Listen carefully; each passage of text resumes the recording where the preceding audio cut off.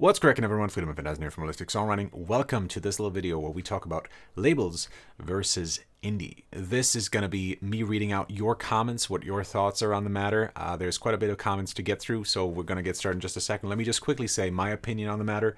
It is my conviction that the best way to go about it is to start as an indie artist and to do everything yourself. This way you'll understand how the industry works. You'll figure out what the different jobs are that need to be taken care of. You know how much time and effort goes into each of those jobs, and you'll be able to appreciate all those different jobs in a different way. And once you've come to a point where you can sustain yourself as an artist and maybe a little bit above that, you will find often that that's when major or smaller labels approach you. And then that's often a good point to kind of think about that, at least, whether you want to transition over to someone, to like a bigger corporation and work with them. But before you do, you should obviously always read the contract. Make sure that what's in the contract is beneficial to both you and the major label. And if it's not to either one of you, something is usually going wrong. So make sure that both of you are getting something out of it and that it's clear what you are getting out of it. All right, cool. Now let's get into your guys' comments. Last week, in case you don't know, I posted this video with the question, should you go label or indie? And here's the things that you have answered. Starting with a comment from Cave Digger. Cave Digger says, being on a label would make me more serious about my music career. Very understandable notion here. All right. Toby Blewett says, my argument would be this. How many really successful artists can you think of that have been independent all the way throughout their careers? Senna Artism says, this is a hard one. Of course, there are horror stories about how labels screw over artists and take or never pay their money, plus the feeling of becoming another company's label's product or employees leads to a big no. But that said, with the contact network and experience that labels have, you could do a lot better than most other independent artists. So yes, if that knowledge and leverage, which is really hard and time-consuming but possible to achieve even for independence, is really worth it in the long run to make money and or grow a big fan base faster, then I'd be happy to work with a label. But if not, then solo it is. Kind of my thinking here as well. Just don't expect that in the beginning of your career you're going to work with a big label. First of all, it doesn't make sense, and they're probably going to suck you dry pretty much. So you should kind of know what you want going into that relationship, is what I'm saying here. P. Roic says, there are four main things that are crucial to a music career: production, distribution, marketing, and touring. And songwriting, obviously. Compared to an individual, record labels will always have the upper hand in all four of these in terms of resources, money, facilities, personnel, etc. So in that sense, record labels make your life easier as an artist by giving you access to these resources with the disadvantage of potentially losing creative and or business freedom. I would say that both options are valuable in different ways, but personally, I would rather sign with a smaller record label outside the big three than going solo or signing with a major label. The whole indie label versus major label also comes with different sets of pros and cons, but that's a different topic. CJ Clark Music says, I've never had a label, but I can't imagine how a label would help one's name get out there. I've been writing and self-recording for years, and the hardest part for me has simply been getting my stuff heard by more than just nuclear family, relatives, and family friends. Well, that's obviously something you have to get into much deeper than just, showing your stuff around with friends and family and playing some open mic nights. Obviously, marketing your stuff is quite the endeavor. It's an entire skill. It's an entire job that has to be learned. And if you're going to go the DIY route, that's something you will have to do for sure. And then we have a comment from M. Tilla, who says, if signing to a label means exchanging a split of my income for having a bigger stabilized demand for my work, then I would definitely sign to a label. Now, I think that was the last of the pro-label comments here. So let's move over to some counter arguments here, starting with Carlos Costa, who says, from my experience, you should always start by trying to do everything alone. And I mean everything, from writing to recording and mixing to the PR, publishing and distribution work. That way you can evaluate three very important things. What can you do and do well? 2, what do you need from a professional on subject X? 3, how much the work of someone is worth. And that is exactly my thinking. Carlos, you nailed it on the head as far as I'm concerned. Absolutely, completely agree with this. Visceral Abomination says, I don't have experience with a label, but basically they're a business loan. They give you money, you attempt to use that to generate revenue, and you pay their loan back. I'll never touch a label, it's just debt. don't do debt. Learn your stuff, stay indie. If you're going to earn big bucks, you don't need the loan, my opinion. Well, yes and no. Sure, there are some labels who will give you money in advance, but that is getting rarer and rarer these days. So I'm not sure how accurate this still is, but by and large, yes, they are investing money in you. That is sure. Although even that depends on the specific label. Some indie labels won't be able to do that, and they just might support you in other ways, maybe not through financial terms. But you're not wrong. Having debt with someone is always something to think about. And even if it's not financial debt, it maybe is, something more personal. Maybe these people helped you out in a big way, and still it's some kind of debt. And if you can't repay it in some way, shape, or form, then it's definitely something to think about. Before you go into any relationship, make sure that both of you get something out of the deal. That's what I said in the beginning, and I am going to repeat it over here. All right. Alexandre Celan, I'm guessing is a French name, says, if you want to be original, don't expect anything from the labels. Perhaps it could work, but today artists make their stuff on their own and then go into labels only when they see it actually working.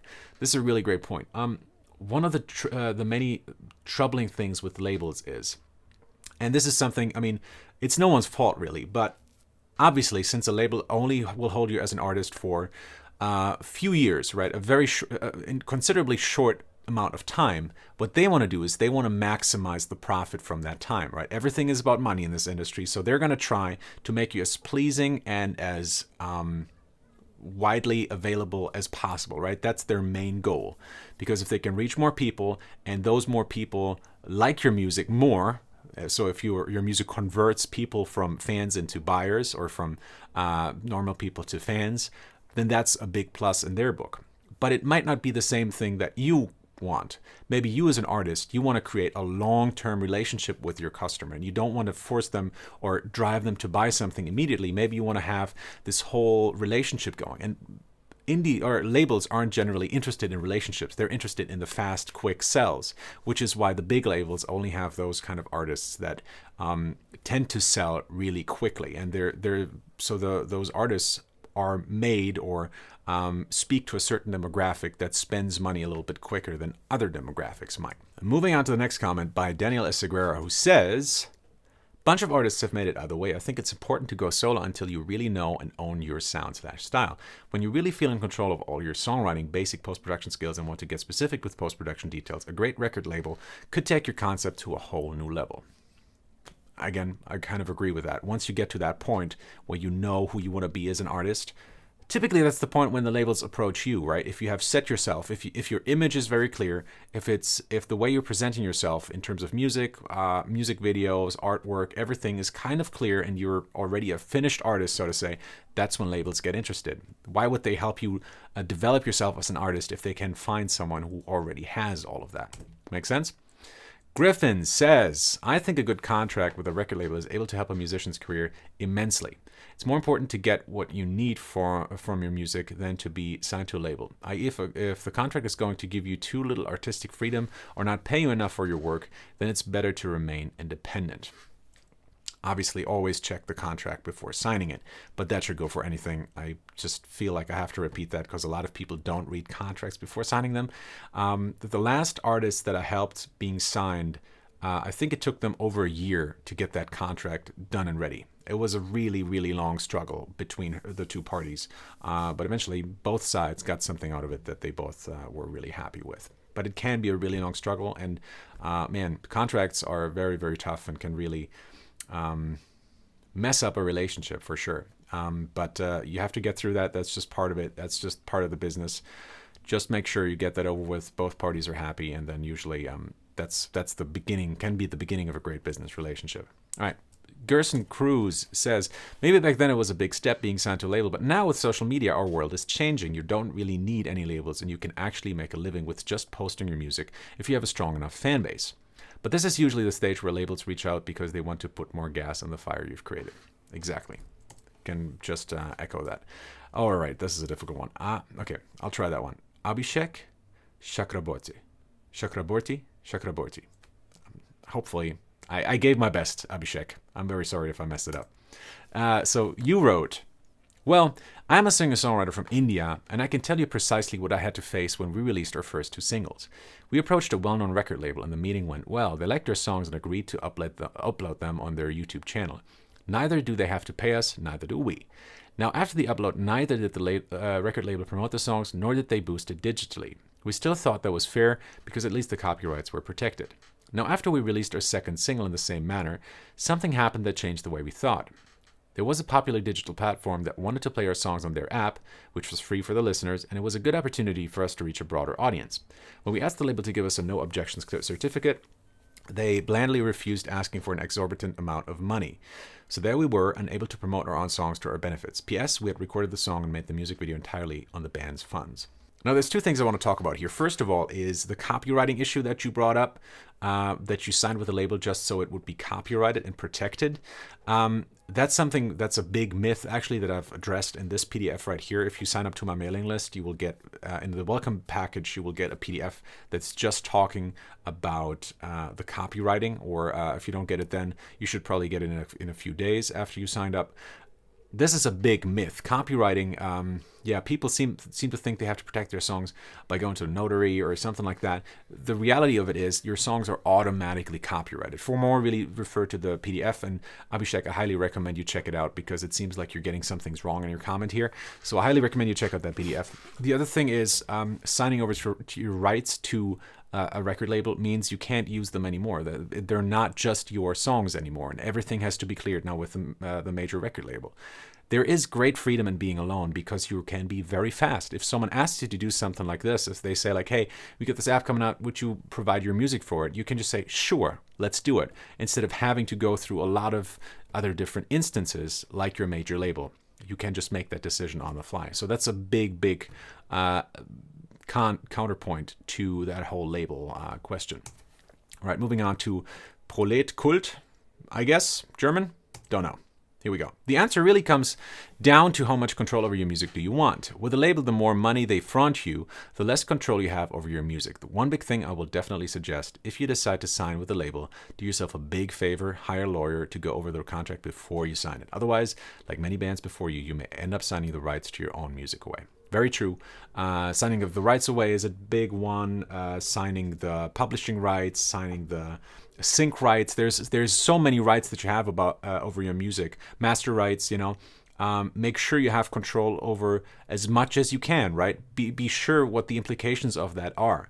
So obviously always read the contract, always get a lawyer involved, and make sure both parties are happy. And that means you, of course, but also the other party, so both of you can have a fruitful relationship together, all right? Low Life Luxury says something. In my late teen years, I was in a pop group signed to a pretty small label, but with some real good connections. As we recorded our first album, we were also on tour across the country I live in. We even did some TV on and off. But as we grew a little older, wanting to be more involved with the creative process, we were mostly just handed demos from writers/producers. We also recorded an entire album that was never released. Almost a year after we finished the album, we all decided to end the deal we had with our label and go separate ways. Today I run my own with a small team, and I can do whatever I want. The downside is that all the major labels have the good relationships with the media, so they have the upper hand when it comes to things such as marketing, etc. I think it all depends on what kind of artist/performer you want to be. I also believe that all the horror stories we've heard about labels are starting to fade away. I have a few friends who are signed to major labels and they're happy with it. Personally, I need my creative freedom and space, and if I end up making a song that doesn't fit my brand, I just pitch it to someone else. Very well put. Thanks, Low Life, for this. This is not an insult. That's just your screen name for this very insightful comment. Then we have Jim009911 who says, this is another long one, if you're a songwriter who's not an artist, getting a publishing deal can be key. As an artist, there is a big question mark about a record deal. As an independent, you own everything, control everything, and get a larger share of the money. But none of that matters if no one knows who you are, and that's what labels can do. They're basically giving you a loan plus expertise to get your music to a wide audience. But they also end up owning a huge share of your career in return. And if it doesn't work out, it's probably worse than staying independent. It's all a very tough call. This is kind of the gist of it, right? It really depends on the label that you sign with. Everyone is different, and it's all situational as well, right? You might be lucky and your song reaches a really good position in the charts and the label is really happy. They're going to push they're going to put more money into you. They're going to push you harder. That's a really great thing that can happen. Unfortunately, what happens with a lot of bands is that their first album isn't very successful, and the label just kind of gives up on them. And you are still contracted to write music for them, but they're not necessarily required. This is going to be all in the contract. They're not necessarily required to release that song in time or that whole album in time. And that's what we have here. With the previous comment. There's bands that have recorded entire albums that never get released because the timing just never is right according to the label, or they think they can't get enough money out of it that would make that release worth it for them, right? It's all very, very challenging. If you're a songwriter who's not an artist, getting a publishing deal can be key, is something I totally agree with, and finding a publisher is definitely something that is worth it. Personally, I haven't signed with a publisher, but that is only because I have a lot of friends who are with publishers, and so I get a lot of jobs through them because I co-write with them. As an artist, as you said, it's a lot more difficult, and you have to really make that choice depending on what the label says they can do for you and what you can see they have done for their previous clients. Talk to their previous clients. Make sure that they're really not just talking bullshit, but that they actually follow up on their promises and that they're not just, talking shit. Very, very important. Zach Wilkerson says, excuse me, I'm painfully independent. I have no label experience. I've released 2 records, have been playing music for over 7 years, finally working on up to about 130 shows in the past year. It's nice to be on your own schedule, but as an indie, you will be responsible for everything, so be aware that lack of resources and connections can be an enormous issue that never really goes away. Obviously, something that a previous comment said as well, you're in charge of your own promotion, right? If you don't do marketing, no one will if you're going indie. And yes, record labels can help you with that because they have a guy who's in charge of that. But also, they're split many ways. They're not just there to help you. They have a lot of artists that they're trying to help. And again, if you're not as successful as they wanted it, as they wanted you to be, which could still be very successful in its own right, then they might not help you at all in the future. So the question is, should you maybe take a little bit more charge of that? And to be honest, I always thought marketing was this foot in the door kind of salesy approach, and I never liked the idea of selling myself, and I still don't. But I really enjoy marketing now because, marketing yourself through the internet is actually a really fun kind of thing, and it's a very creative endeavor. It just depends on how you see it all. And I find that this old foot in the door kind of marketing approach has really gone away. Next, we have a comment from Majesto Music, who says, with signing to a label comes commitment, deadlines, etc. The pressure. I like pressure, but many don't. So that might be good or bad depending on how you look at it. When being on a label, I'm thinking big label or quality label, not a random one. In the end, both options have good things.